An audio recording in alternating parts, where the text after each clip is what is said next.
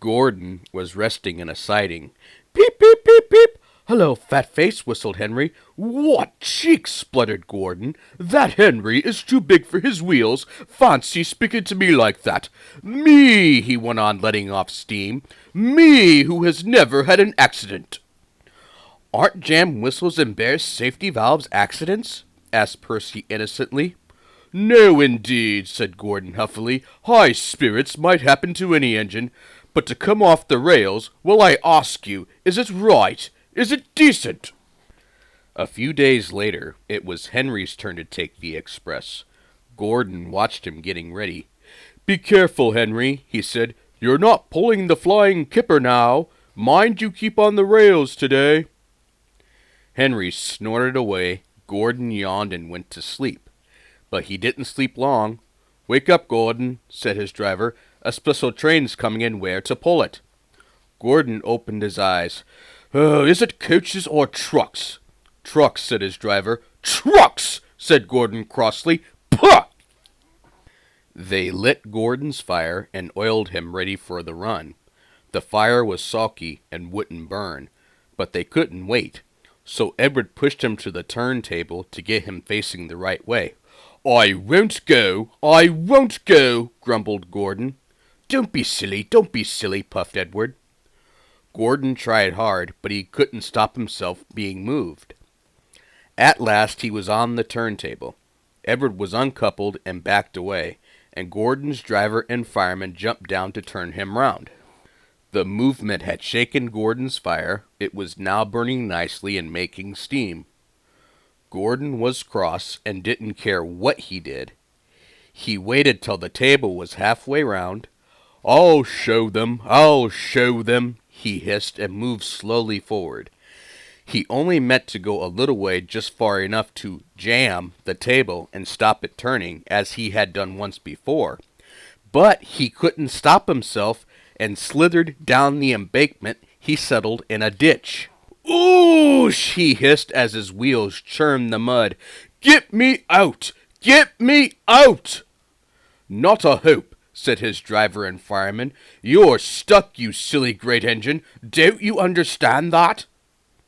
They telephoned the Fat Controller.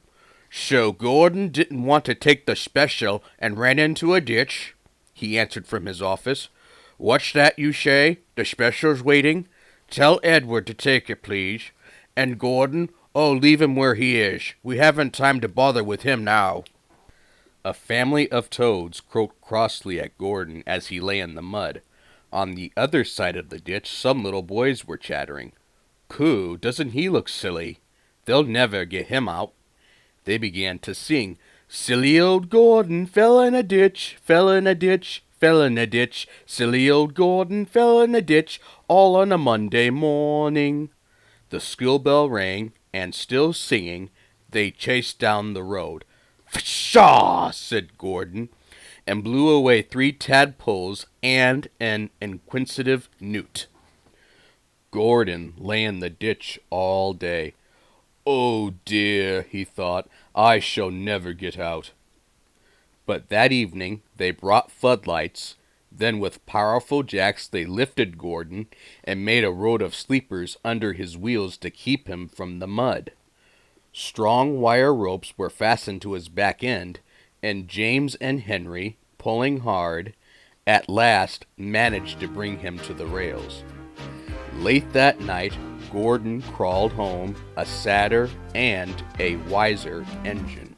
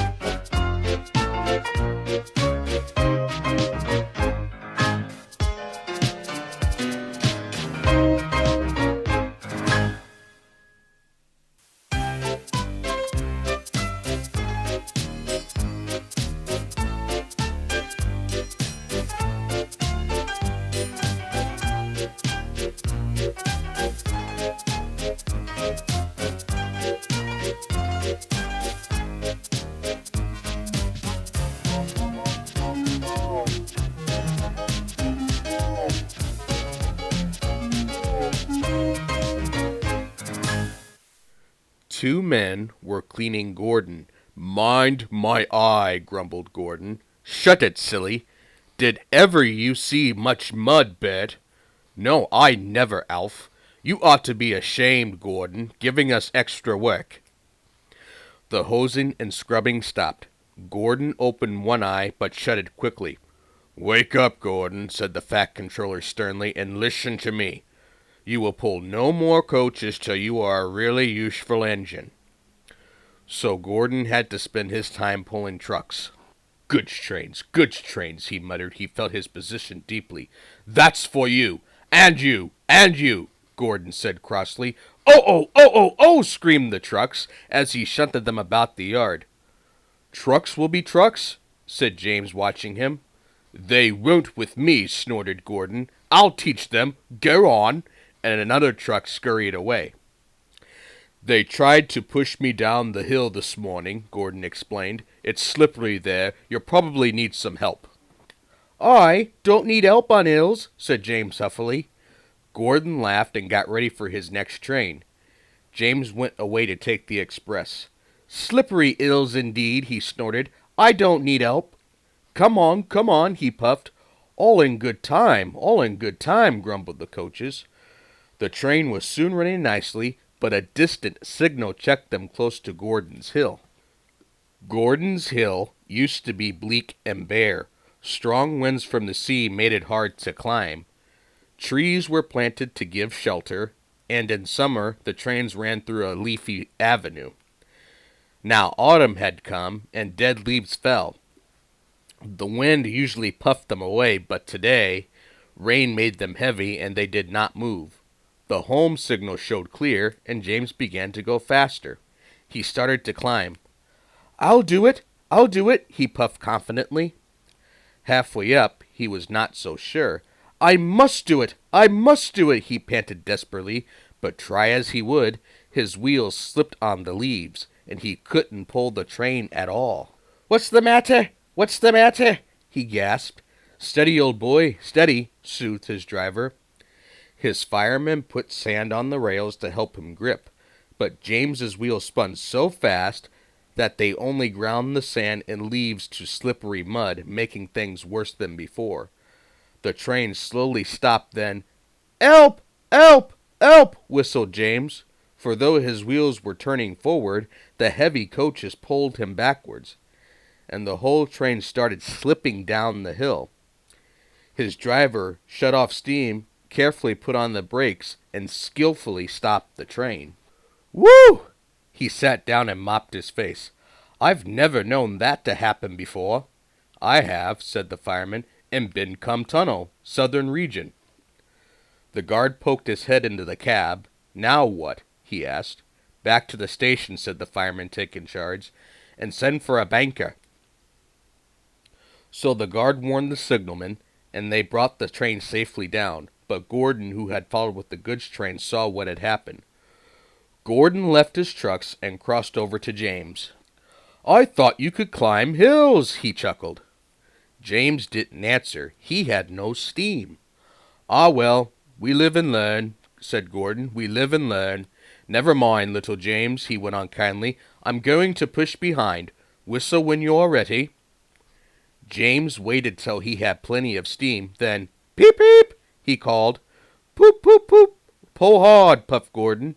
"We'll do it," puffed James. "Pull hard." "We'll do it," the engines puffed together. Clouds of smoke and steam towered from the snorting engines as they struggled up the hill. "We can do it," puffed James. "We will do it," puffed Gordon. The greasy rails sometimes made Gordon's wheels slip, but he never gave up, and presently they reached the top. "We've done it! We've done it!" they puffed. Gordon stopped. "Poop, poop," he whistled. "Goodbye." "Beep, beep, beep, beep, beep." "Thank you. Goodbye," answered James. Gordon watched the coaches wistfully till they were out of sight. Then slowly he trundled back to his waiting trucks.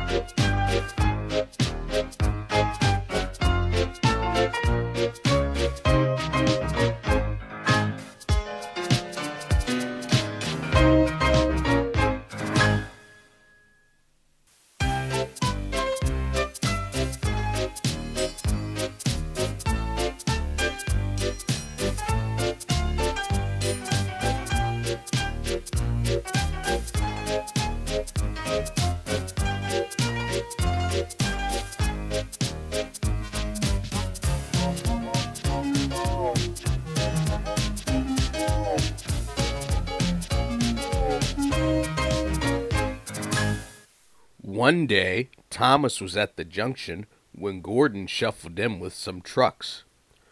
"Poof," remarked Thomas. "What a funny smell." "Can you smell a smell?" "I can't smell a smell," said Annie and Clarabelle. "A funny, musty sort of smell," said Thomas. "No one noticed it till you did," grunted Gordon. "It must be yours." "Annie, Clarabelle, do you know what I think it is?" whispered Thomas loudly. "It's ditch water." Gordon snorted, but before he could answer, Thomas puffed quickly away. Annie and Clarabelle could hardly believe their ears. "He's dreadfully rude. I feel quite ashamed. I feel quite ashamed. He's dreadfully rude," they twittered to each other.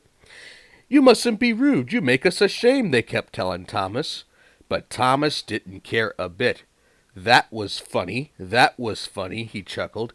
He felt very pleased with himself. Annie and Clarabelle were deeply shocked. They had great respect for Gordon, the big engine. Thomas left the coaches at the station and went to a mine for some trucks. Long ago, miners digging for lead had made tunnels under the ground. They're strong enough to hold up trucks. The roofs could not bear the weight of engines. A large notice said, "Danger! Engines must not pass this board." Thomas had often been warned, but he didn't care. "Silly old board," he thought. He had often tried to pass it, but he had never succeeded. This morning he laughed as he puffed along. He had made a plan. He had to push empty trucks into one siding and pull out full ones from another. His driver stopped him, and the fireman went to turn the points. "Come on," waved the fireman, and they started. The driver leaned out of the cab to see where they were going. "Now," said Thomas to himself, and bumping the trucks fiercely, he jerked his driver off the footplate. "Hurrah!" laughed Thomas, and followed the trucks into the siding. "Stupid old board," said Thomas as he passed it. "There's no danger. There's no danger." His driver, unhurt, jumped up. "Look out!" he shouted.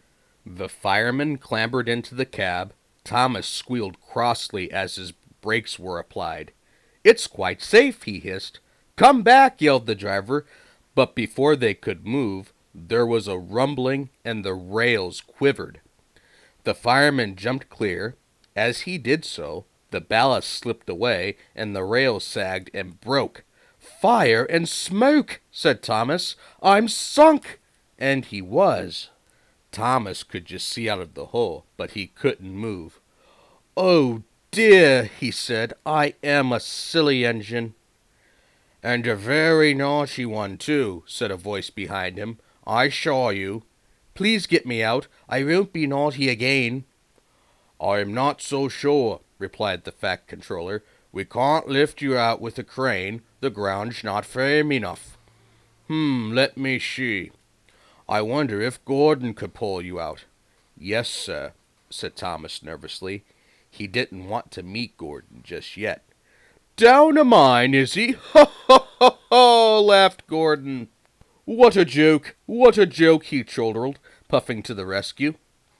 "Poop, poop, little Thomas," he whistled. "We'll have you out in a couple of puffs." Strong cables were fastened between the two engines. "Poop, poop, poop, poop." "Are you ready?" "Heave!" called the Fat Controller.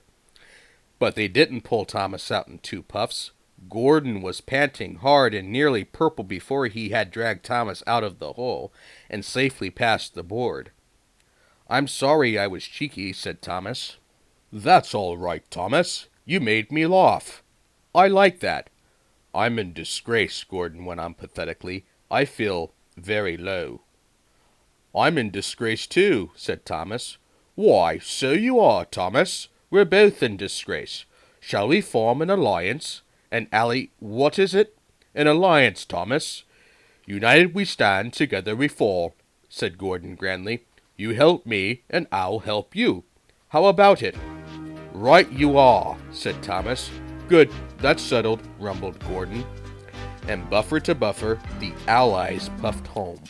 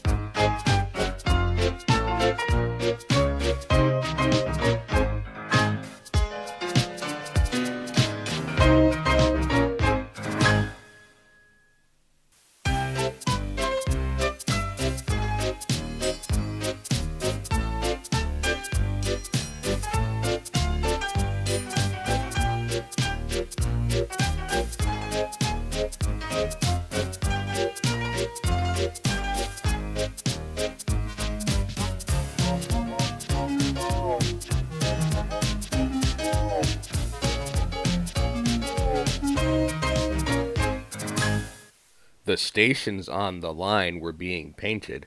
The engines were surprised. "The Queen is coming," said the painters.